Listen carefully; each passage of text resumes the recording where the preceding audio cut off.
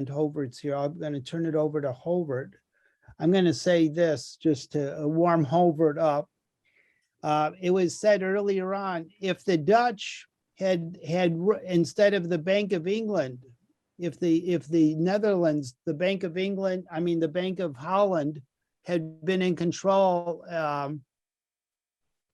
kept control instead of the Bank of England, we might have had a public banking system right from the start, and things might have been healthier.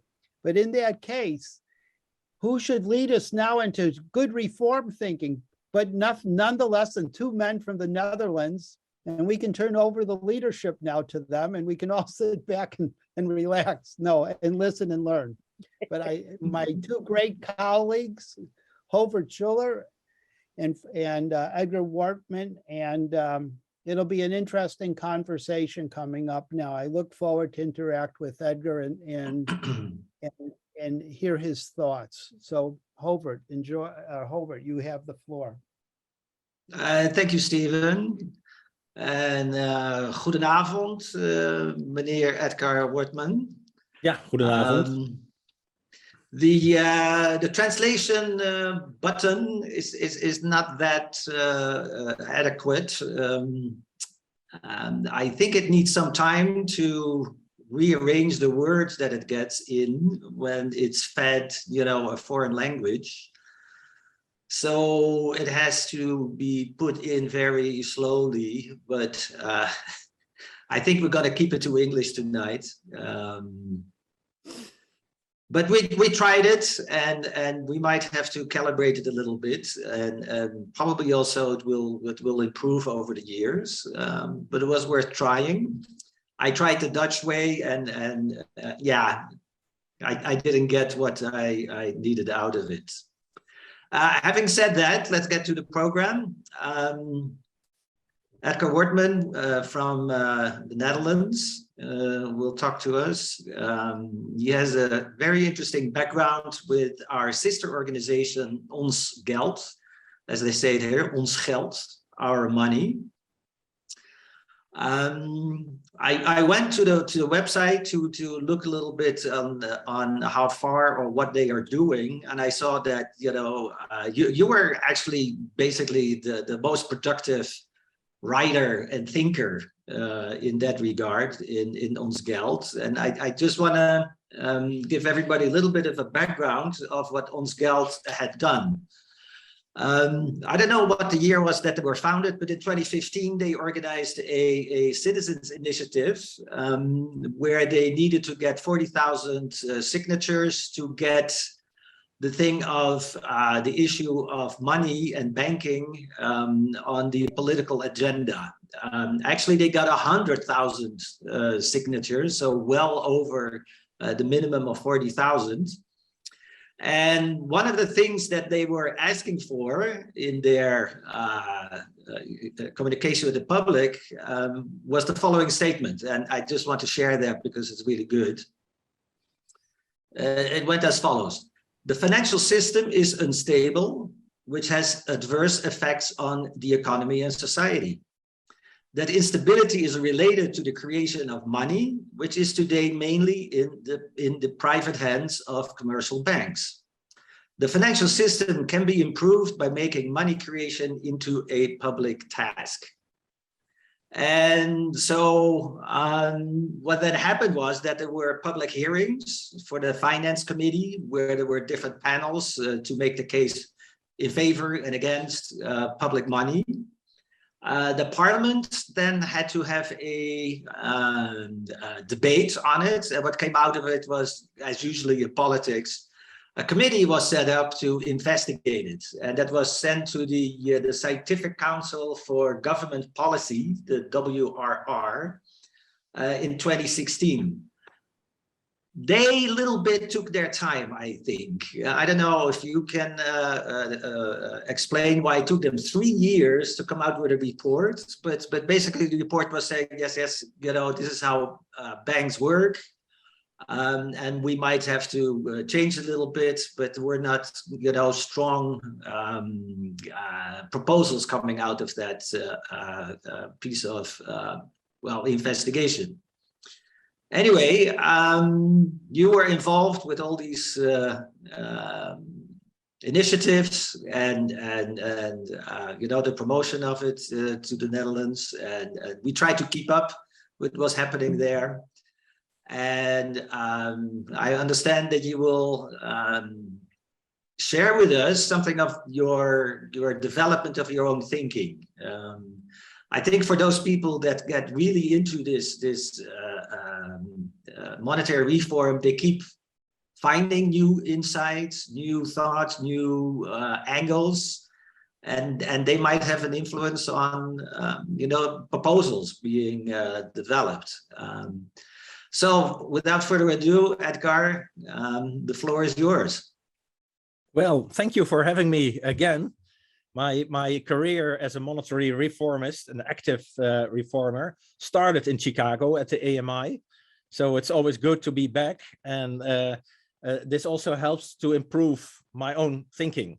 What I wanted to do for today was summarize what I've learned in the past few years. And as you described, those years were very much occupied with having a public debate with banks, with politicians. So it was all real what we were doing. It was not studying theory, but it was rehearsing with practice. And that on the course of that, I created a kind of language to talk about the current money system and how we think the money system should be. And that's I try in the coming presentation to have a summary of that and then get some reactions from you. I thought that it was quite long that I had a time slot for now. It is not 30 minutes, but more than an hour. Is that right? Yes, let me double check here. We got you from 1 o'clock Chicago time till 2:30, and originally we would have had a breakout room, but I think that changed. So you're just doing your presentation, and then we'll go straight into a question and answer.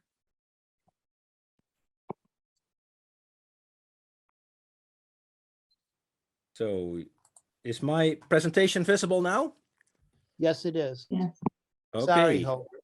So I gave it the title Roadmap to Money Reform, and it's a summary of, well, the way I look at it now. I will start with a personal journey, then come up with the diagnosis of the current system and the problem in the current system, and then the roadmap to the reform. My personal journey started when I was very young, that I had a feeling that there was something not right with the world, how things were organized. And maybe I can describe that feeling by these statements, that I had a feeling, well, creation is beautiful and people like beauty, but still they are creating ugliness. And why is that happening? And well, later on, many years later on, I got a feeling that at least part of that has to do with the institutional system that we're in, and especially with the money system that we're having.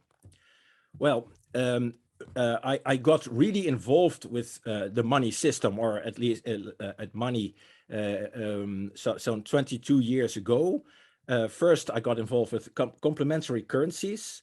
That was in Amsterdam. There was a group of people that had their own currency that was called Noppes, for nothing. You could trade for nothing. And that was, well, it was a nice experience, and it lured me to think about money in a systematic way. And an important thing is that that I had the experience that I got the boldness to think about money as a system that we can manage, because we had to manage it then. And then after a certain time, then I got fed up with the idea that it should be a complementary currency, because I thought that it should be the currency that should be properly managed and serve society. And then I started inquiring more, and I found the Money Masters film from Bill Still, and I found the book The Lost Science of Money from Steven Zarlenga. And there a study in the real money system started for me, and that took years. And when the financial crisis happened in 2008, I already was very much aware that that crisis need not to happen. There was an easy way out, but still it happened, and nobody would talk about the easy way out. Nobody would understand the easy way out. So, well, yeah, I was on my own in a way with the issue of money reform until in 2012, a group of people in the Netherlands started Ons Geld. And they were very radical, and I liked their story, and I joined them. And well, then we had a basis for action, and the kickoff for me was going to Chicago and to the AMI conference. And there I had my kickstart with monetary reform. And after I came back, I started writing about what the problem is and how it should be solved. And from that came, well, a public debate that went into the parliament, that went to the ministers, finance ministers, to the Dutch central bank, to a government body which is in science. That took 3 years thinking about it. And this ended with a debate in parliament with the question, shall we start a public bank, in a way, a place to store your money safely as an alternative to banks? And that vote, we didn't win that vote by 4 votes of the 150. And it was won by the central bank that said, well, yes, it's a good ideas of those people, those outsiders, citizens, peoples, but we are going to fix the system, and we will do that with CBDC. So wait for us, and we will find a solution. And we do that in Frankfurt, talking with bankers and serving banking interests. And that got a majority in the parliament. So there, our adventure in Dutch politics ended in a way. And then I started to get involved with a project that concerned interest-free credit based on complementary currency, based on local currencies, which would create a barter system and an interest-free credit system. And I got very much involved in that, for at least for the legal part of it. My background is in law and financial law, so that's my view on it. I'm not an economist. I'm looking at the legal reality of money, but the reality of money is of a legal nature. So I think it's the good starting point.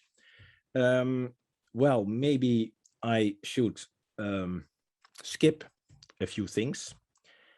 Yeah, so we now have a bank money system, and my diagnosis of the bank money system, that's the institutional money system that we have. That system is inherently unstable. And why is it inherently unstable? Because it's based on credit, and not on money, but on credit, and credit is risk. And with credit, it can happen that credit is not paid, that credit is not served. So then risk is there, and that makes a system which is based on credit inherently unstable.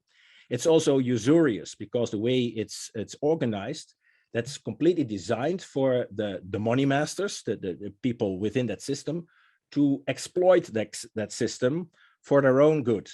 So it's not there to serve society. That's not the primary task of the money system and the way it's organized, but to have people earn money with it. So the exploiters can use it for their own benefit. And that creates an oligarchic structure in the world. So we think we are having democracies with parliaments, but above that, there is a financial structure, and that's oligarchic, and the government serves that. So in a way, when you start understanding the money system, you also can see that we are not in a democratic system, but we are in an oligarchic system that has somewhere halfway in the pyramid something which is democratic, which seems democratic, but which is not touching the real levers of power. So this democratic part in society is always talking about the problems that arise, but they are not talking about solving the real problem and taking the power in its in its hands and solving problems. No, it's always a lower level, and above that is the oligarchy that creates the game in which we are in, creates reality which we are in. And this oligarchic structure is not, and this money system is not geared toward free enterprise, but it's geared towards monopoly by controlling everything. Well, this usurious system, the key to that was an important thing that I became aware. The key to that is that that is parity. And with parity, I mean that bank deposits, which is credit, which is a claim to money, so it's not money, but it's derived from money. That there's an institutional structure that makes sure that bank deposits exchange one-on-one with the currency, and the one who enforces parity, that's the central bank. So the central bank is central to parity, is central to institutionalized usury. And then an important thing to understand in my attitude toward monetary reform is that the central bank is the key to the usurious system that we are in. And it's also the key to ending this usurious system. And that means by ending central banking. So monetary reform is much about ending central banking, but we have to do it in a sensible way. So you will rarely see me talk about a central bank digital currency as a solution to anything.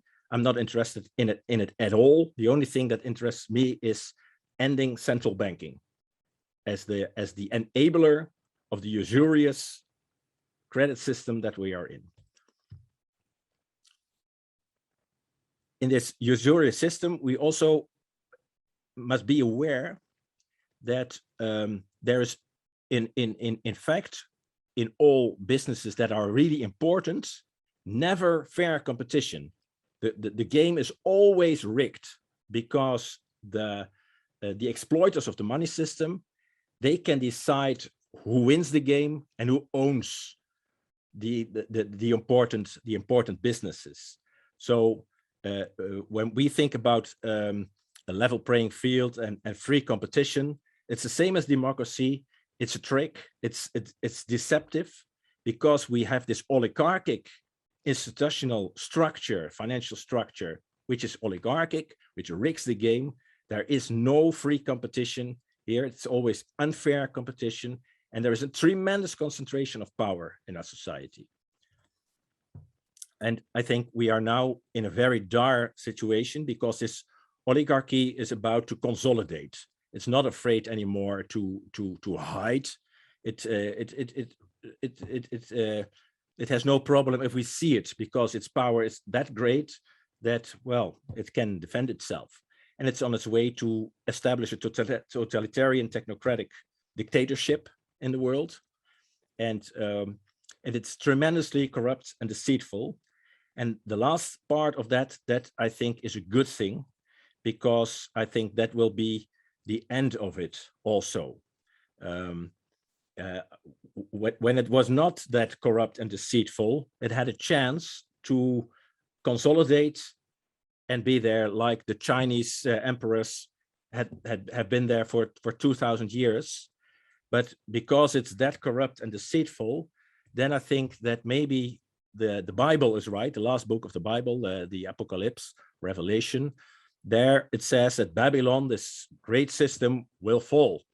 And it also says, for your merchants were the great men of the earth. So the money masters were the great men of the earth. For by your sorcery, all the natures of the earth were deceived. Eens even kijken.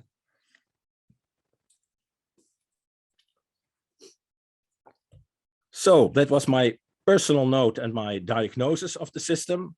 And then now the roadmap. The roadmap, as I presented here, consists of five stages, 5 ways of looking at it. It first starts with save money, introducing save money. Then as a logical extension comes a modern jubilee and the demonetization of debt. and the liberalization of credit. And then we should create a system a system should result out of it with sound incentives. In the current system is a system based on perverse incentives, and maybe that becomes clear when we're talking about the sound incentives we envision. Then we can juxtapose them with the current incentives in the system and see how perverse it is. So one of the good things about thinking about monetary reform is becoming aware about how bad the situation is that we are in. Because if we have nothing to compare it with, then we take it for granted. But when we have something to compare it with, then we can see how bad it is. So we start with the save money. And getting save money, therefore, I envision two phases. The first one is a transition period. And the second phase, well, that's the phase that we want to obtain. And that's a phase where we have a debt-free money system. Currently, we have a debt-based money system, and save money is debt-free money. But to come there, we first have a transition period. And in that transition period, we start having something we call personal save accounts. And these are like your bank account. It can be in the same look and feel of your current bank account, but there's something which changes in the back, and that's that it's not anymore an account with your bank, but it's an account with a public full reserve institution. And with full reserve, we mean that this institution does nothing with the money that it gets from its account holders, apart from keeping it at the central bank. And in this stage, there is still parity with deposits, and it is full reserve. This means it's still debt-based. It's a claim to money which is backed by assets of the central bank.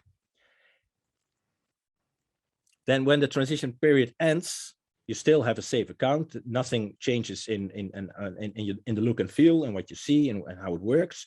But in the back, the link with the central bank is ended. And from then on, you do not have a claim to money anymore, but you have money on your account. So there's nothing to back it. And that's a good thing, because it's then money in itself. So if the backing goes away or the backing is corrupt, that's not a problem, because you have your money still. The only thing which is important is that that institution that where your money is stored, that you can trust that, and that institution in itself is not usurious as the whole bank money system is. And from that time on, you get an exchange rate between bank deposits and safe money. So within the transition period, there is parity with deposits, and after the transition period, there is an exchange rate. Now, what do I mean with debt-free money? Well, you can think, for instance, what the picture is here, a silver dollar, that's debt-free money. It's money that you can own, you have it in your hand. It's not a claim to money, it's not a claim on anybody.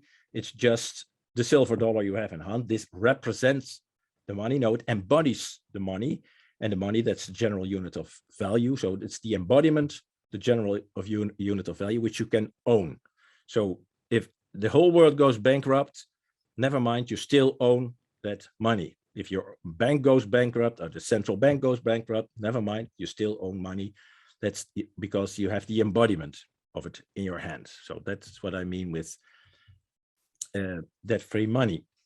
Then during the transition period, we still have parity. This safe account and bank money, it's an open system. They interchange. So you can transfer deposits to safe accounts, and you can also transfer safe accounts to deposits. And this is managed because we have a full reserve institution, which is part of the banking institution, so that you can have seamless interchange. And during this transition period, people can choose to put bank deposits on safe money accounts, on their personal safe money account. And by doing that, they decide what part of the money they want to have as money in a safe account, and what part of it they want to have as a claim on a bank, which is an investment. We will see later on. And by doing that, they can decide what the money quantity will be, the safe money quantity will be that we will be starting with. So that's demand driven, that's market driven, and the people decide how much safe money they want to have. And then when the transition period is finished, then that system closes. You cannot transfer money from a safe account to a bank account anymore. You cannot exchange deposits to your safe money account. If you want to have interchange, then it's buy or sell. So then you can buy deposits, but it's a price, and you pay then within the closed system in safe money. And the safe money quantity then is not derived from market processes, but it's now managed by a monetary authority. This monetary authority is not a central bank, so it does not have a banking business. It does not operate of the open market. The only thing that it does is having this centralized safe money system, and it has to keep that safe. It has to be stable and safe and not usurious. And this monetary authority can directly manage the system. And the current system, the monetary authority manages it indirectly. And the way it manages the money supply is by giving the usurious, the exploiters of the money system, incentives for certain behavior that the central bank deems desirable. And then the usurers can earn money or decide not to do what the central bank wants, and then well, they earn in another way. But it's now managed indirectly, and the way it's managed is by having the exploiters incentivized by making a profit for having certain behavior. It's very vague and indirect, and it's all based. It serves the purpose of usury. It serves the purpose of having those exploiters earn money and increase their wealth. But in this safe money system, the money supply is directly managed. It's not based on debt. So if money supply grows, debt does not grow. And it's not usurious, because with the money supply, no money is earned, and the money supply is not interest bearing. So it's not, the money supply is not something which want to earn money as such, which is what happens in the bank money system, that the banks want to pay interest to depositors, and they have to earn interest by the credit they extend. So the whole money supply in the current system is something which sucks the blood out of society, because money needs to produce more money. And that's also a grave impetus for usury, and that's not existent in the safe money system. There's no market operation, so this monetary authority does nothing on the market. It must not be there. It just has to keep the money safe, and it does it management of the money system, because the safety of the safe money, that comes with a certain price. And this price, I call that monetary taxation. So, but the monetary authority has to manage it. And in the first place, it has to look at that the whole of society, all actors in society have adequate liquidity buffers in the form of safe money. So that's the only thing it looks at, that's the safe money. And everybody, to put it simply, has to have enough safe money on its account. It has to look at that, if that will happen in a statistical way. And its instrument is monetary taxation. So the monetary authority is not lending money on interest, but it can tax in a certain way that I will explain later on. And it has to operate within the limitation that it is not allowed to go for inflation like the central bank does, nor for deflation. And we must know that normally, if you do nothing, a money system is deflationary, because things improve in the economy. So normally, the people improve in the processes, so the buying power of money increases. You can get more for your money. So this gives some room for adding some money to the money supply when the economy becomes more efficient. That is how it happened in the Middle Ages. There was, at least for the Dutch guilder that we know, was no inflation for hundreds of years, and not because there was such an active monetary management. But what happened was that the system is deflationary, and then the king this now and then came up with new monies, and thereby financing the kingdom. So in a way, having taxation, and that the end result was an almost complete stable guilder for 100 years, hundreds of years. So inflation is something which became normal when we start using to have a bank money system, which is only about, well, say 200 years old, the way that we have it now. So this monetary authority has to make sure that everybody has adequate liquidity buffers in a statistical way. So it does not have to look at individual persons, but on average. And that's buffers in safe money. That's what it look at. And they have to be well spread over society, enough to absorb setbacks, to conduct regular business, and to provide financing to the economy. So, and this adequate liquidity buffers, that can be standardized for certain actors in the economy. And it's always easy to think about a household, or a natural person, so not a business person. And then we say, for instance, that every household or every person should be able to have a personal safe account, and have on that safe account, for instance, $100,000 on a tax-free food, so completely safe and free. And there's no interest on it, but there's also no inflation, there's no cost for it, and it's not taxed.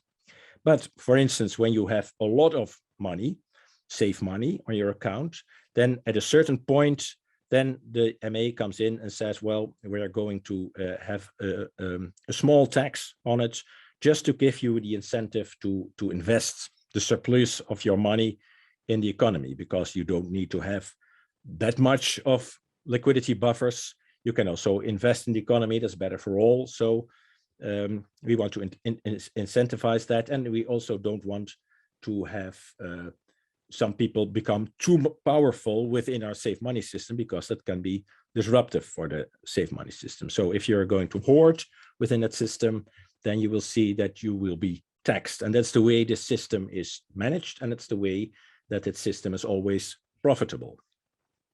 This taxation is for monetary reasons only. So it's a monetary authority that's doing it, and it's not doing this to feed the public budget. But it does feed the public budget, because when the monetary authority taxes, then it can decide, taxes the safe money stock to keep it under control. It can decide what to do with those taxes. If it wants to increase the money stock, then it will redistribute it and even put additional safe money in the money stock. And how will that be added to the circulation? Well, by adding it to the public budget. So the monetary authority does not decide what to do with redistributed money or with new additioned money, but it just puts it to the public budget, and then the government, governed by politics, will decide how and for what this is spent into circulation. If it wants to decrease the safe money stock, then it taxes it according to the taxation policy it has, which is only about taxing of surplus. And then it will tax it and not add it to the public budget. So then it will disappear, and then it shrinks the money stock. But what's important, if the money quantity is recirculated or increased, then it always goes via the public budget, and the monetary authority has nothing to say about how that money is spent. We already mentioned this. Well, when it's added, when safe money is added to the public budget, it can be spent, it can be lent, and it can also be used to have less taxation in other ways. That's the taxation for the public budget. So the government can decide on its own what it wants to do, and there's no problem in lending it out fundamentally. There is a lot of misunderstanding about what is debt-free money, and some people think that debt-free money is money that cannot be lent, but that's not the point. You can have a silver coin and lend it out to a friend, and then it's still debt-free money, and there is lending. So here it's also possible that we have debt-free money, but still we also have lending, but the money itself remains debt-free. So that's important to understand. Then we have to ask ourselves what will happen in the international exchange if we have domestic safe money, and maybe other countries have also domestic safe money. How will that happen in exchange? Well, an important design principle here is then that we will not have free exchange rates on forex markets. So there's not a usurious market with price mechanisms with these in between those safe money currencies, but there's a managed exchange rate, and this managed exchange rate is focused on maintaining trade balance between those different legal orders or economic orders that have various safe money currencies. And this whole system needs to be designed in protecting the safe money, because stability, that's the key. That's why we wanted to have it. And there should not be any threat from abroad that could to disrupt it. So the exchange rate is focused on trade balance, and the whole setup for the international exchange is protecting your safe money system. Now, creating this safe money system does not require new technology. For instance, now the central banks are talking about CBDC and think that this is a technological innovation. Well, safe money is old tech. It only requires conventional banking technology. The different thing is the way we organize the money system. We organize it not to have a usurious system that some people can exploit. We organize it not based on credits, on debt, but it's organized based on this safe money. Very simple, very directly. And this system can create a platform for innovation. So there can be innovation, but that's not something that the monetary authority will do. But it will enable market participants to create digital forms for payment based on safe money, without affecting the safe money quantity. So the safe money quantity is managed by the monetary authority. But for instance, you can check a little bit of your safe money out, put it in a kind of digital innovative form, and then market participants can explore new ways of digital payment based on safe money. And that would create a level playing field, because then newcomers can create a new kind of payment mechanism based on the current the most used form of money, the government-backed form of money. So it creates a level playing field for payment services. Banks can also offer an interface to your safe account. So the transition can for the consumer can be quite seamless, that you do not see the difference, because the difference is not in your face and not in the interface, but in the way the money system is organized. So the whole look and feel of using your safe money can be the same as that you have your bank account now, and a bank can offer a safe money account. And the difference is it's not an account which is a claim on a bank, but in the transition period is an account which is a claim on your on this full reserve institution that offers the safe money accounts. And later on, it's just your money. So it's not a claim, it's just registration of money that you own. There's a sad part for the banks. They lose cheap funding because now they can fund themselves with deposits, and deposits are institutionally supported. So they have a very cheap way of and a peculiar way of funding themselves, because most people that have deposits don't even know that they are funding banks, and they never ask themselves, what are those banks doing with this funding, and do I want to fund this bank? No, it's just something which is in the institutional order, that banks, you are funding banks if you want it or not, unless you withdraw your money from a bank in cash, so in notes and coins. But if we have this this transition period, and people transfer deposits to safe money accounts, then banks will lose cheap funding and need to refinance themselves. So banks will see an outflow of deposits when the safe money is introduced, and have to refinance. Well, in first instance, you go to the market and see if they can find a refinancing on market conditions, so not on those subsidized deposit conditions from the current institutional order, but market conditions. So they have to be open about what they need the money for, and they have to give interest rates which are enough to attract the funding. And those interest rates will typically be based on the risk that the creditors, the investors, will take by investing in that bank.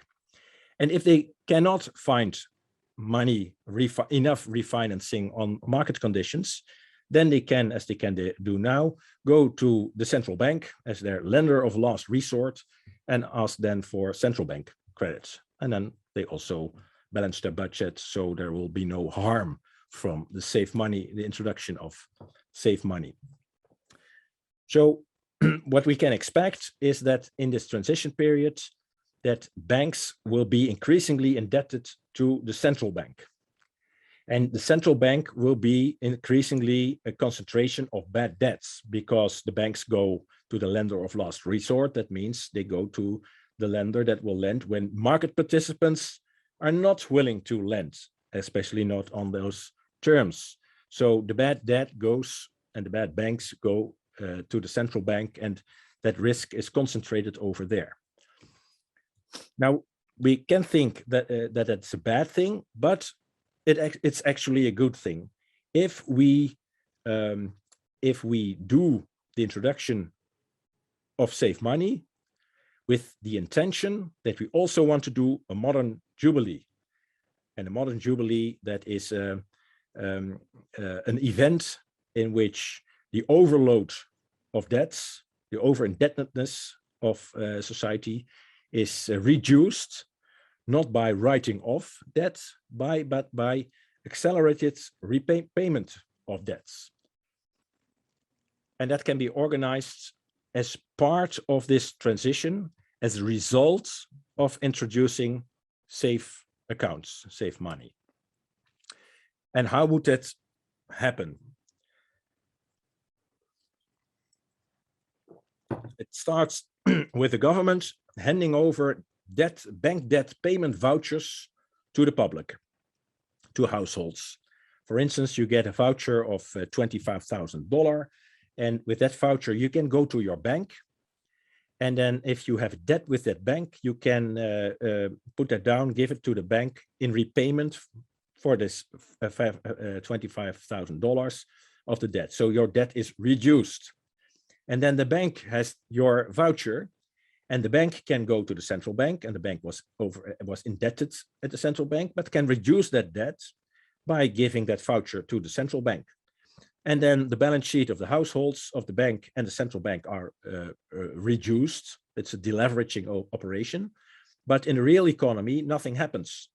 So it's just it's a restructuring, which doesn't hurt, maybe some usurious, but I never have a pity with them. But in general, it doesn't hurt anybody, and it just is reducing debt in society. And one of the problems of debt, the over indebtedness of society, is that it hampers freedom, it hampers prosperity, growth, it hampers happiness. So it's good to reduce that debt, and it can be done in a very elegant way, by first having safe accounts and then doing a modern jubilee based on bank debt payment vouchers. Then, of course, there may be households that do not have debt with a bank. Then those households can, the vouchers that they cannot use themselves can convert them when this modern jubilee is over, convert them in shares in what's left of the central bank. The central bank has decreased in extent, but there's still some value left in it.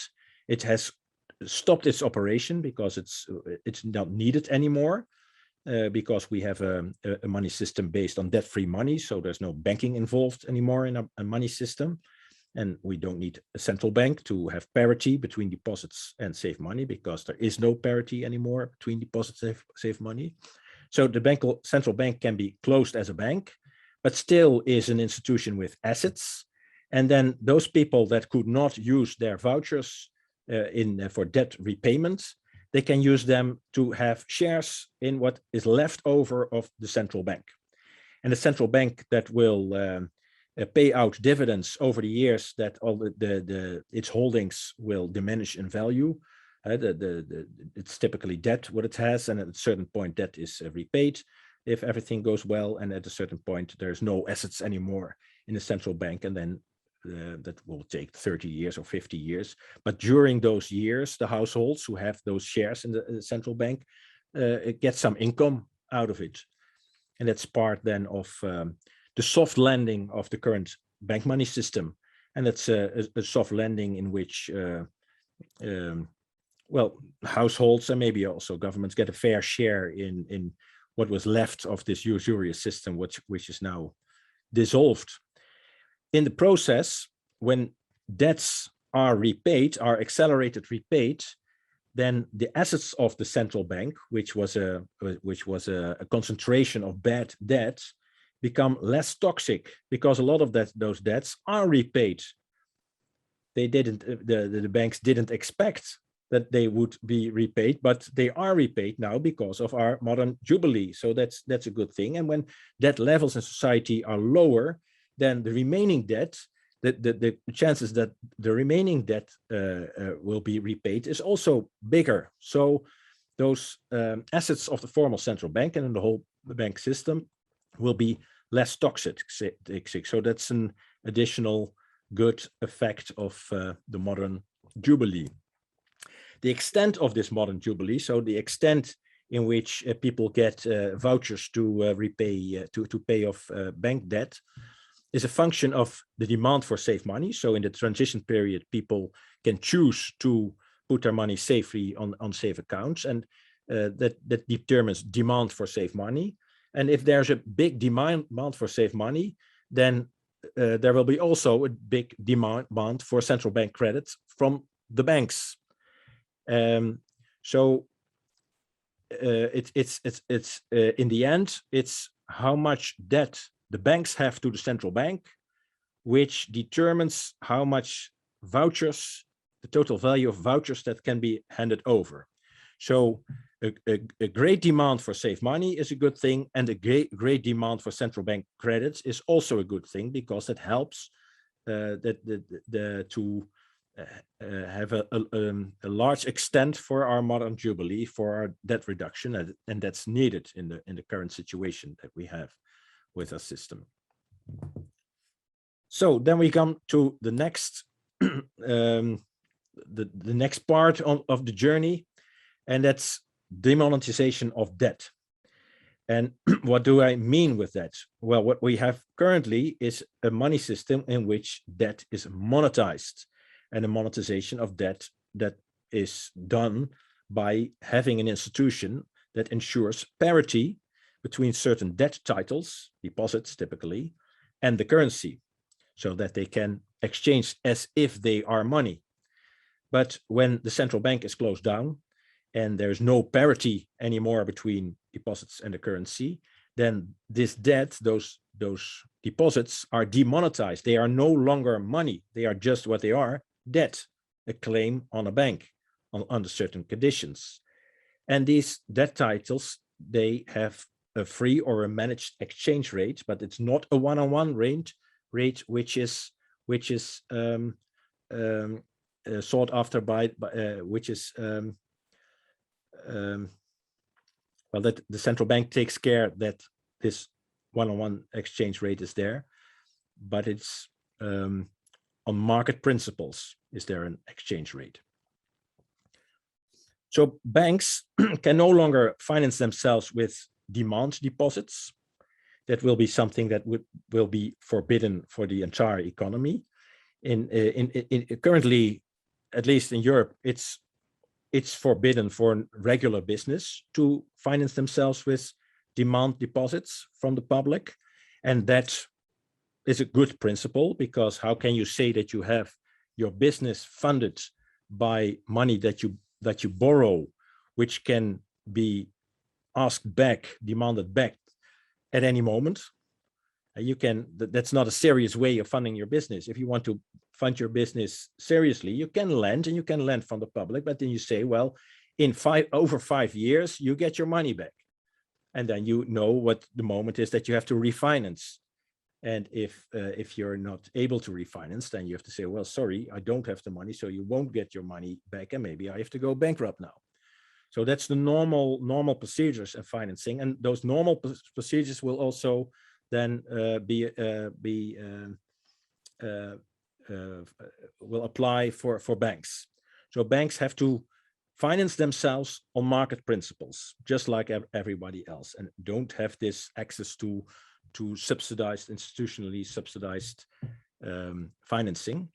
And when they have to want to ask money from the public as a financing for the banks, they have to comply to prospectus requirements. So they have to be clear about why they want to have that money, what they are going to do with this money, what the risk is involved.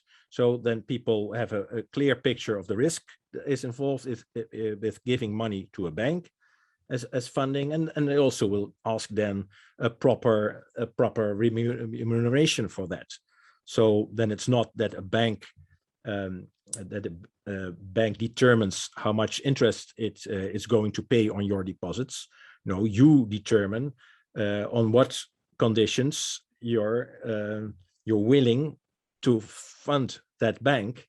And if it's not a good proposal, when you say, no, I have my money in my safe account, so there's no need for me to fund a bank. I only do it when it's mutually beneficial. So banks have to finance themselves on market principles. That's the result of the demonetization of debt. Still, they can make things that in a way look like money, quasi-monies, things that can be used in payment. For instance, within a bank, we can have claims, money claims on a bank, and they can be used by that bank and by the customers of that bank as a means of payment. And that's not a bad thing.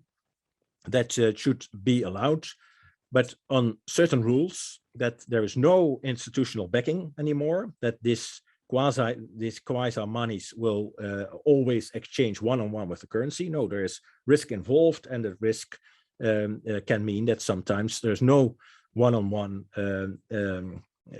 exchange, but sometimes it may be that it's less valuable than one, or maybe it's more than that.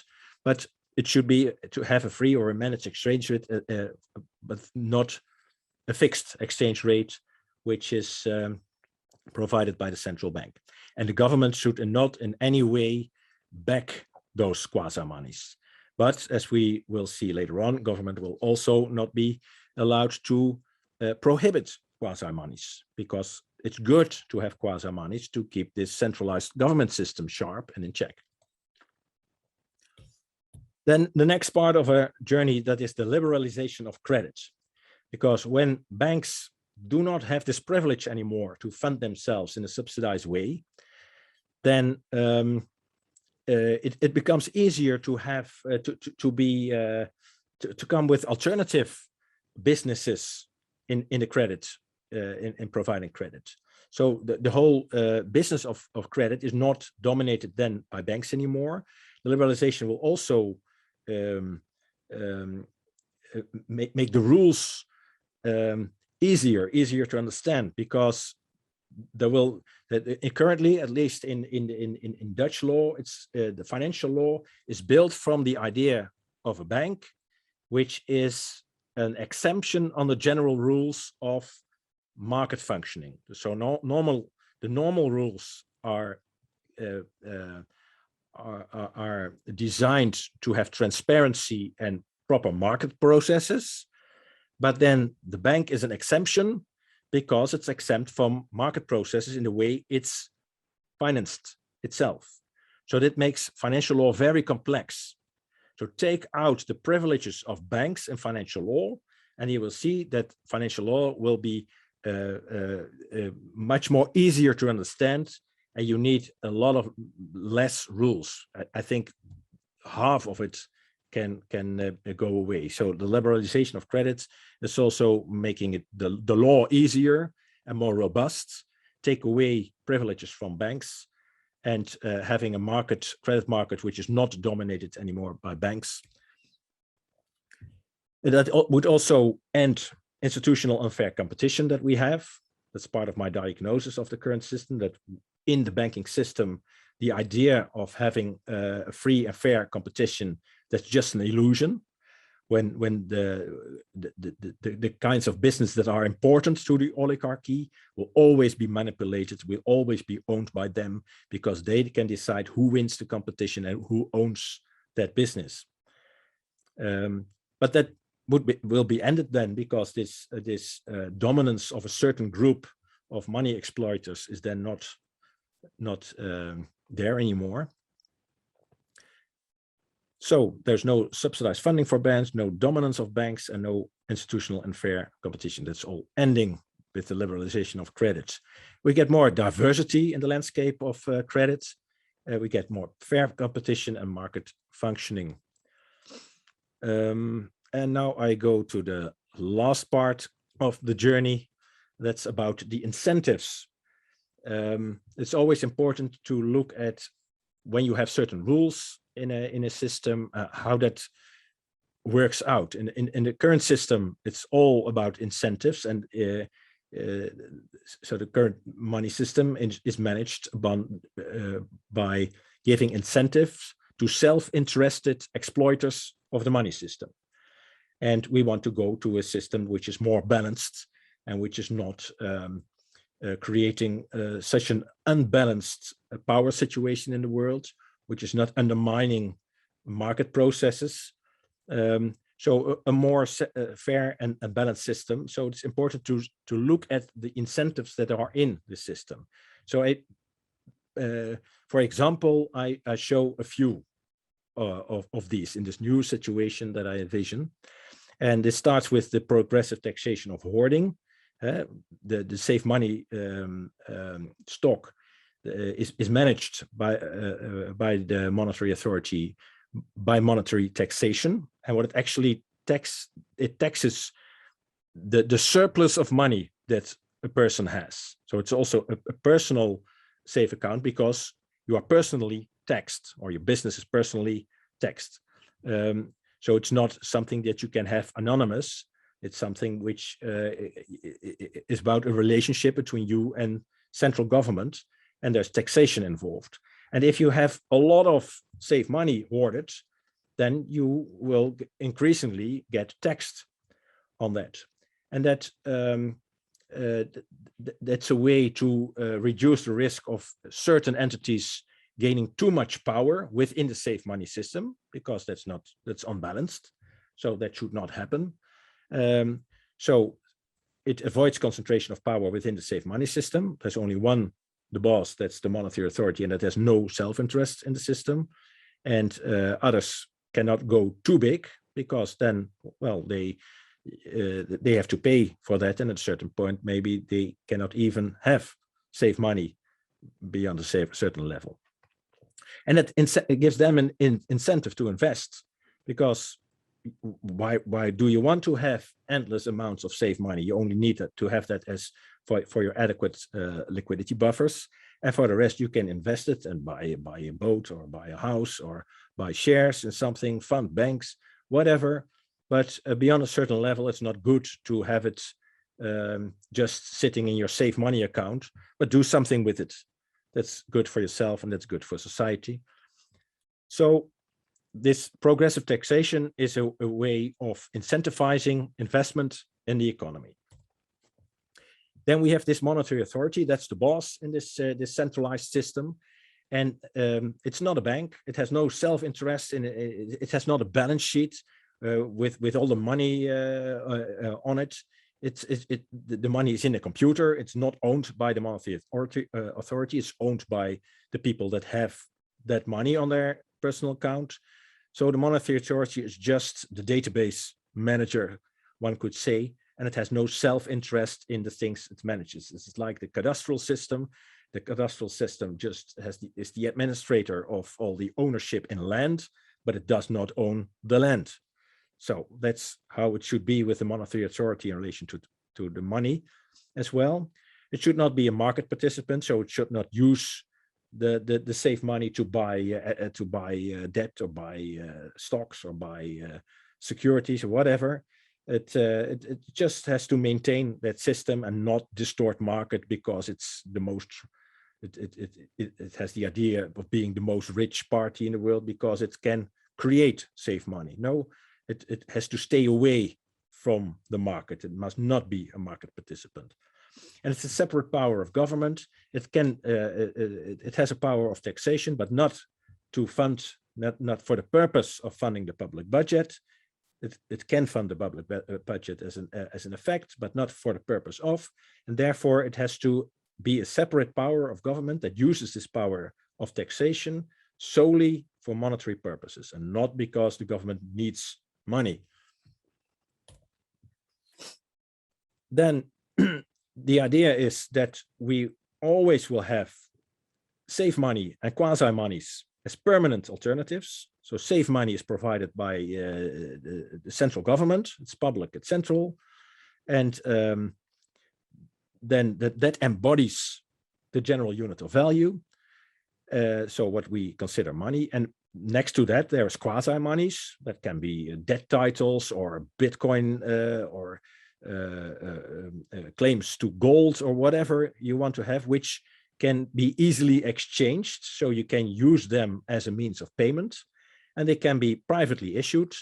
And what the government has to do is make sure that that goes with adequate transparency rules, with proper market functioning, but the government must not support that. So when the gold is not there, which was promised, when the quasi money is a claim to gold, then the government will not say, well, we'll pay the gold to have the backing, which was promised. No, if it's not there, then too bad, then you lose. And maybe there was a crook behind this quasi money. That can happen. But the idea is that there will be a lot of bona fide quasi monies, which are constantly an alternative to save money. That keeps the government in check. So when the public has an alternative for save money, then it can always turn the back to save money when the government does not manage that system well.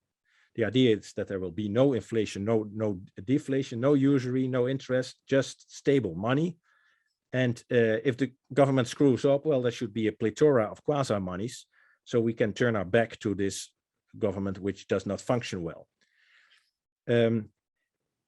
It should be alternatives vice versa, because it can also be that market participants think, well, quasi monies are more attractive because we can make a profit on it. For instance, quasi money in the form of debt, interest-bearing debt, then well, then that's in a way not only money or quasi money, but also an investment which you can get some interest on.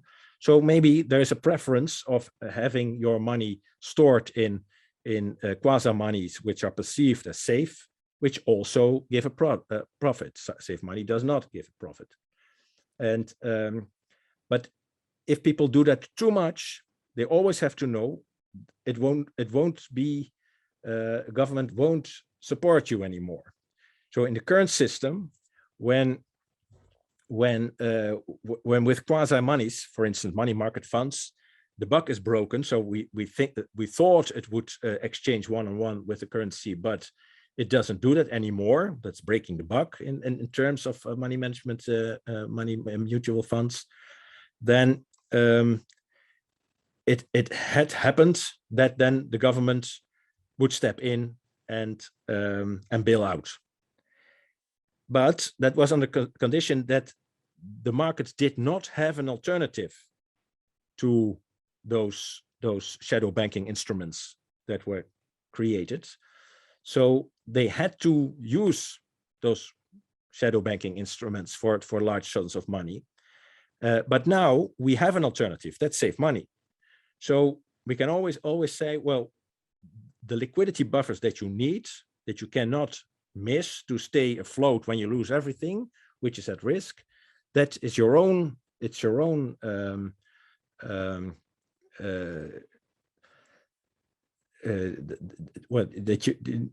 your own responsibility to make sure that you have those safe liquidity buffers sufficient. And if you lose when you go into quasi monies where you think you can earn something, well, that's on your terms. And the monetary authority has to monitor if liquidity buffers generally are sufficient in society. And if this is not the case, it has to make sure that it will be sufficient in society. So this is not about individuals, but this is about society as a whole. So when the buck is broken and some people lose, and because they did not make sure that they had enough safe money buffers, well, then too bad, because it's not a problem for society. It's a problem for those peoples, and the government does not need to back anyone to bail anyone out for that. So the idea is safe money is a way to what's here is that the availability of quasi monies that disciplines the central government. So that's the other way around. Because there's always quasi money around, central government is disciplined because there's a market process, a market principle by which we, the public, market participants, can turn away from the central government money system when the central government screws up. I think that I already mentioned all this here. Yeah, that's then an interesting thing. We have then central government, which provides that safe money and is not allowed to back quasi monies anymore. And this also implies that it cannot tax and receive payment for taxations in any other form than in safe money. Safe money, that's the money that central government issues, and it can only tax in safe money, because if it would do otherwise, it would support a quasi money. So if it would accept, for instance, bank deposits or whatever for quasi monies, it would support them by exerting demand for it. And that's in this new system, that should not happen. So taxation would only be in safe money, and the government may not make use of any kind of quasi money. So the public can do that, can use quasi monies, government cannot do that. It can also not borrow in quasi monies. It can only borrow in safe money. So that's a kind of closed system. The government monopolizes safe money and has to do its whole household in the money it issues itself.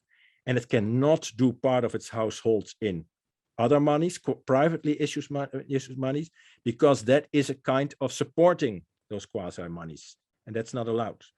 So there will be a very strict demarcation between the public sphere, which is about save money and the public budget, and the private sector, which can produce quasi monies, which may not be prohibited, but may also not be backed by the government in any way, which also means no taxation in quasi monies and no borrowing quasi monies. For local government, a similar thing. Edgar, yeah? can we wrap up within a couple of minutes? Yeah. Please, yes. Let him finish. We can do that too. Yeah. We'll just go straight to the questions, no breakout. We'll keep it simple. It's an important documentation piece, so I would say Edgar should finish as he wishes. Yeah, well, I finished with this slide, and I wish Well, that. take your time. So, Take your time. yeah. Don't listen to that fellow countryman of yours. My conclusion: money reform is ending institutionalized usury, which means ending central banking in a sensible way. So that was, and then I summarized now what I think is a sensible way of ending central banking. Can you just go back to what you said about local government? That was important and you skipped it. I can do that. Right there, local. Yeah. Yeah.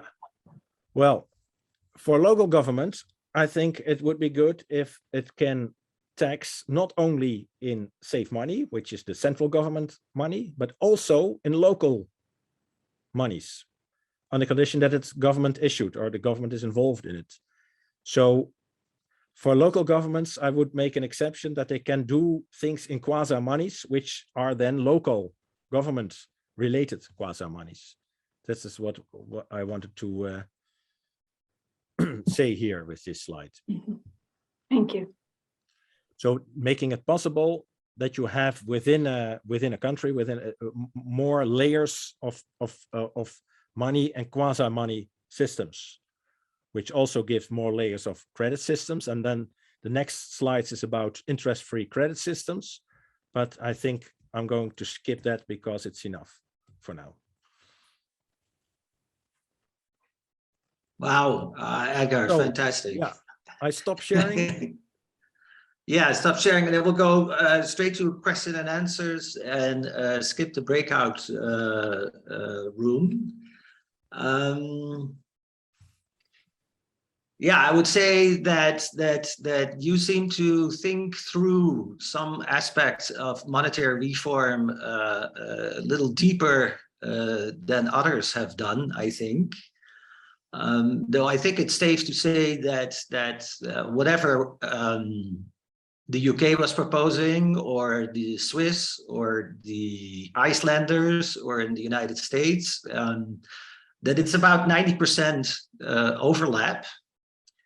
What I am interested in is, maybe it gets a little more philosophical or theoretical, but also political. You're making seemingly very nice differentiations in where and how power should be regulated or diminished or increased, and I feel there is some principle guiding you in that thinking, something like like what the United States is based on. It's balance of power. It is a distribution of power. It is a keeping each other or keeping certain entities in check. So, for example, that last thing that you were saying about the role of quasi money for the population to express its discontent with the central government, for example, that might be something that might appeal very much to, let's say, more conservative people. Also, your idea is to have certain items really totally liberalized and based on market principle. But also at the other hand, things, if it is public, it's very rooted strongly in law. And so I'm totally intrigued there. What is guiding your kind of maybe overall principle in making these very subtle differentiations where you are, you know, at one side very public, very about the law, and in other parts very much about you know, the market. And I'm very much interested in that market thing, because I think we, as an organization, as a movement, are not appealing enough to conservative, libertarian part of the population worldwide. And I think it's very important that we have principles embedded within our proposals that make that appeal, and not only an appeal to, you know, having a good life and funding infrastructure and, you know, a more social democratic or almost socialist kind of system. What can you say about that? What drives you in your thinking in making these nice differentiations? I think personal freedom and responsibility, that's a cornerstone, which is also the cornerstone, as we understand it, of the American Constitution. So that's written with the idea in mind that the individual is free, should be free, and should determine its own destiny, but in a responsible way. So the whole setup around it, of the political order, of the government order, of the constitutional order, it's all to support freedom. And that's in a way the opposite of this oligarchic, technocratic, totalitarian technocratic structure that's emerging. So in a way, it's the antithesis on what is happening now in the money system. But the underlying thing is personal freedom, and I think that we are getting used to having some negative thoughts about market processes, because what we see of market processes is the result of rigged market processes. We have no experience in the past 150 years, or not much, with fair market processes. And I think we should have a government which is not an instrument for rigging the processes, which we have now. We have institutionalized unfair competition. We have institutionalized usury. And we should go to a system where we have institutionalized a government which is against usury, which tries to maintain fair competition and tries to have a free space in which people can create a world in a way they like to see how the world should be. I think that's where I started. Creation is beautiful. People like beauty and want to work towards beauty. But the institutional setup we currently have now stands in the way. And my principle is we should have an institutional setup which empowers us to create beauty. I got it. Yeah, excellent indeed. That's I'd like to dig further, but you know, seeing if you were inspired by people like Locke, maybe, or other people that were Montesquieu, that were behind the American Constitution, an American kind of thinking there. Though unfortunately, you know, it got kind of derailed, maybe because 200 years or 250 years ago, they didn't think through the money aspect. And that's now up to us to do that. I think that's an important thing, that the monetary power was overlooked. Yeah, Anyway, I want to go to questions from our audience, and I think John Giovanni is first one, and then we'll go to John, and then we'll go to Joe, and we'll start there. Joe Bongiovanni, go ahead. Unmute yourself, and you are spotlighted. Okay. Edgar, Thank you so much. First of all, it's clarified for me our alliance, that is to say, you and mine, in the sense of being on the same side against central bank digital currency, being that as it is an emanation of central banking down to virtual reality. So that's number one. But number two, in terms of ending central banking as we know it. And so that puts you and I on the same side as a goal and objective of what it is that we're going to do. So I'm very happy about that and to learn that.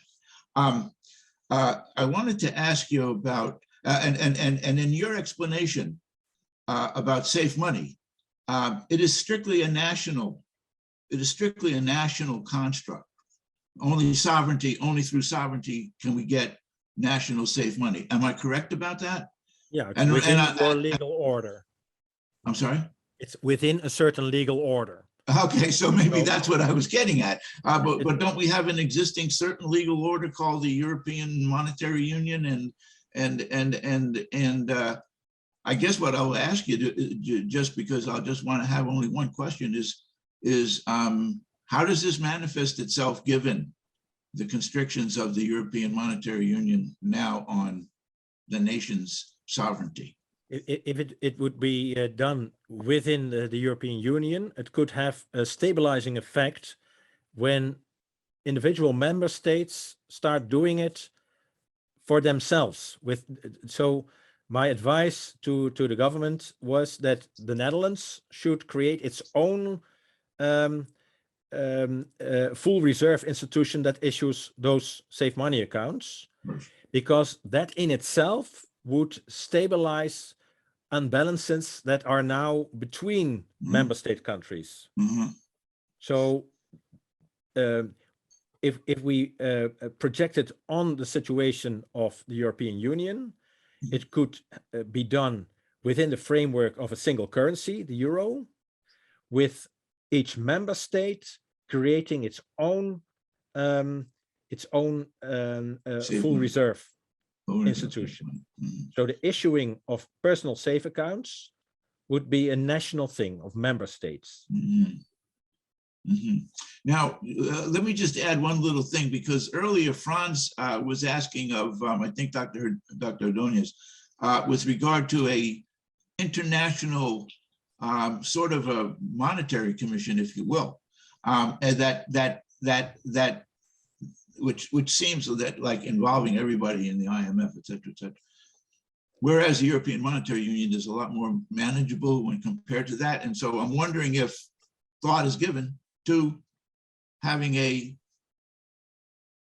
European Monetary Commission, if you will, to look at whether this type of an option is what ought to be pursued generally with a lifting of everybody's understandings, because right now the biggest problem that we have is still ignorance of how the money system is constructed and how it works. I'm just wondering about that, Edgar. Yeah, to get a second chapter in the debate, I want to have a relatively easy storyline, which should be understood by more people, so that they start judging the developments that are happening from the other perspective that they are given. That's what I'm aiming at with this whole concept of safe account. I think you can implement it. I think it's sound to do it, but I don't expect that it will be implemented. But I want to have people have that in the back of our head, because then they can better perceive what is actually happening in the current usurious system, where each development is every time something which is not good for society. Right. It's good for the exploiters and not for us. Right. Okay, thank you. Got it. Yeah. John Elias, you're next. Yeah, hi Edgar.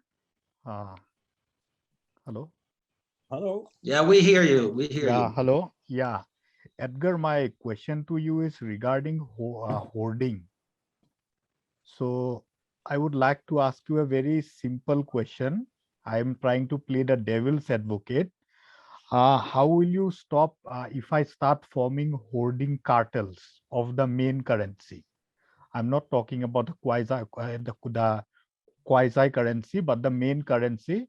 I live in India. So what happens in India, we usually form these sort of a cartels, which are like not even recognizable from any side. But we among each other, we know that we have formed a cartel and all. So suppose we form a hoarding cartel and we like simply hoard, like I'm going to hoard 2 coins, you are going to hoard 2 coins, Govert is going to hoard 2 coins, and then we are going to somehow stop the liquidity. So how are you going to solve that problem in your system? And yeah, by the way, I like your system. So this is a loophole. I thought, like, how will you plug this loophole if we start forming a hoarding cartel or maybe a mafia? I don't know, like whatever you can say.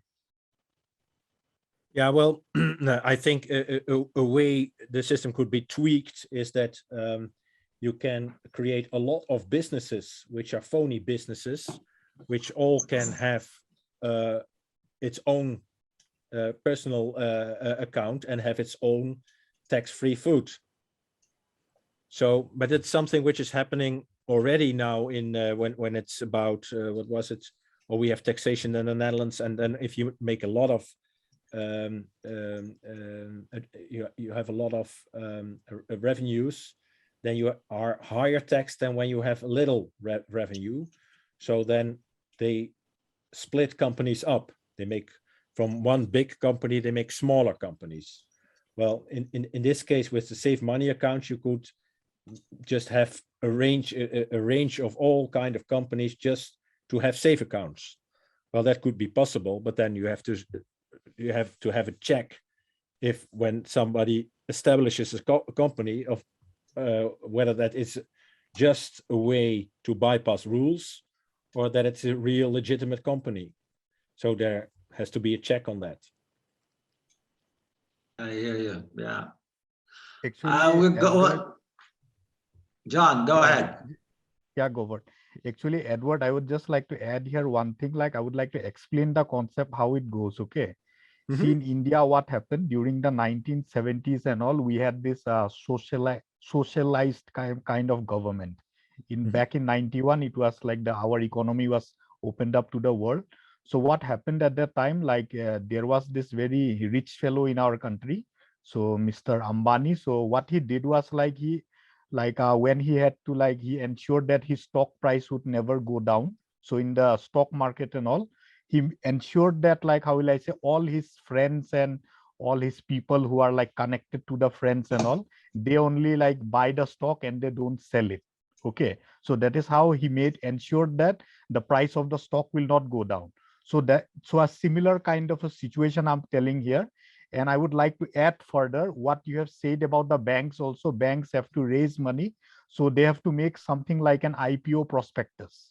What you mean by it? Something similar to a IPO prospectus. So Yeah. don't you think some sort of a similar thing could happen here also? Like people will simply try to stop the thing and liquidity will be affected. Because my issue with the system is the liquidity may be affected by a lot of other things also. I have pointed out maybe two spots, but there may be other spots through which liquidity may be affected. So how can you ensure that liquidity will be always there? Like no one can stop the liquidity of the main money. Yeah, the main money is centrally managed, so that liquidity is always available. And I don't see how you can affect that by buying up safe money in an organized way, because then you are going to hoard it and that will cost you money. So that will not be beneficial to you. Such a thing can happen then in the quasi-money sphere, but there, if things are manipulated, the idea is that the rules should be such that there is transparency and that market processes have to take the conclusions from manipulation. So if you see there's manipulation, then well, you do your you join and make try to make a profit from it, or you stay away because it's not it's not ethical what's happening. But I think that in the quasi money sphere, well, it's Wild West, but it's contained by market processes and transparency. And which includes risk then. Okay, thank you. Yeah. Yeah. Okay, Joe Polito is here. Joe, go ahead. Hi, Edgar. Lots of really good information there. And then your ending kind of really threw me. And as I put in the chat, it sounds like, wildcat banking or free banking. It sounds like it would require a huge amount of regulation and oversight. Sounds like it would facilitate financialization and inflation. I mean, my impression has been that our 100% money approach, our NEED Act approach, would stop, the terrible financialization and economic rent and what you called oligarchism, and then you seem to be giving them an opportunity to find another spot. One of the big problems I think that they have in the current money system is that the financial institutions and the entrepreneurs find so many ways of working around the system, much the way accountants help people to get out of paying just taxes. So I'm kind of baffled by this last little bit of alternative currencies. Everything else made a great deal of sense, and then this to me is like asking for big trouble. Maybe after the rest of your program was installed, maybe we could look at that, see how things are going. But I'm a little shocked. It sounds like an extremely risky measure to provide accountability to the government. You mentioned this accountability part of it, but that this is it's a huge risky step, I think, and not worth, at least initially, exploring. Yeah, well, okay. If you compare it with the current system, then the persons that rig the thing, they control the institutional system. So the proposal is that there will always be people that try to rig the system, but the proposal is that the public system, the main system, should not be for grabs by the oligarchs, and if it's grabbed, which can happen, then you have alternatives readily available. But normally speaking, the main system should not be an instrument for rigging as it is now. And in this quasi money world, in this free space, there can happen a lot of rigging and a lot of bad things, but these are not systemic then anymore. So they cannot become that big as they are now. That's the idea. Well, is my understanding the free banking period, all the wildcats, all the other currencies were not backed, just like you're talking about now, and it was tumultuous, and they moved away from all the free banking for that very reason. It was just it was just rife with opportunity for con artists and the sociopathic types to take advantage of all the little people. I'm just flabbergasted. In the crypto world now also, that yes, with the crypto IPOs, and let that happen. Whoever wants to have fun there, that's okay, and some win, some lose. The point is that there should be a sound general system that yes, all those people that do not want to get involved in all those rigged games who do not want to gamble, that they can exist within this stable, sound system. And those who want to be in the gambling Wild West, well, it's also there. Why would we forbid that? As long as people don't shoot each other, then let it happen. But have transparency rules. So if you say, well, I have gold in my vault and this quasi money is a claim to that gold, then there should be transparency rules that it's reasonably verifiable that there is actually gold in the vaults. And if you cannot verify it, then that you know, well, then this is just bogus. Huh? And bogus arrangements will be always there. We cannot ban them, but we can make a system which will not be hampered by bogus proposals. Well, all I'm saying is you're enabling the bogus with that conclusion. Thanks for your answer. Okay, thank you. Yes. Next up is Frans Verhagen. Go ahead, Frans. And again, you're not muted. And Hover, we should go John on. after is- this. I was impressed with the comprehensiveness of how you have approached the issue of a money-based system from the standpoint or the departing point of the system being usurious, oligarchic, etc. And that is an acceptable standpoint of the point of departure. But you can also look at other departing points. Personally, I got involved in this as a environmentalist, particularly for fighting for climate justice, and so I came into monetary justice via climate justice. I don't know what happened now. It's, hello? Yeah. Yeah, We we still hear you. Yeah, because things start loading. Frans, otherwise let's keep it short. You want to ask how Edgar's system might help the environmental cause? No, I think it's important in evaluating systems to see what kind of departure in order to fully understand them.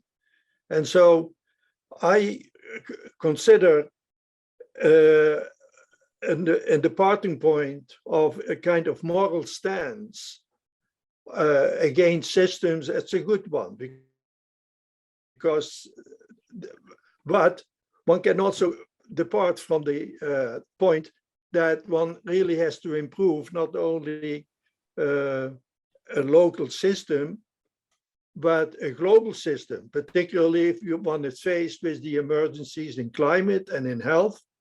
Then a natural kind of a question would be, what can the monetary system do for this? And so I was wondering how you would evaluate a departing point like that over against your departing point of more or less a moral standpoint of a banking system that is unjust and then of course also unsustainable and therefore unstable. So what I'm basically asking, I think, is what is the value of the different departing points for approaching money-based systems? Well, if I look at my departing points and sustainability, then I come from the sustainability movement, but it was pre-CO2. So when Gore and Guggenheim entered the stage, I did not follow that. I think that CO2 is a nutrient and not a pollution, but a problem that we have in the world is that we erode our habitats. And I think the way the money system is organized is a very important factor in why we are doing that. That's part of creating ugliness and making pollution, for instance, destroying environments. That's all ugliness, which actually we do not want, but the system that that wants to extract value, it wants to the whole money stock in the current system needs to create more money just by being there and being invested. So it's a parasitic system which makes us all parasites and makes us parasitic towards each other and to our environment. So I think that if you want to be more in balance with each other and the planet, we need to go to a debt-free money system which does not incentivize us to be that greedy, to be that parasitic, to erode our own existence and environment. So that's how I look at it. So there is a link with the environment, but it's, for me, it's not with climate. It's but by not polluting, by not destroying, by not. Yeah. By the way, that was exactly the statement the AMI sent out last year to the COP26, that there is a direct line between the money system and degradation of the environment.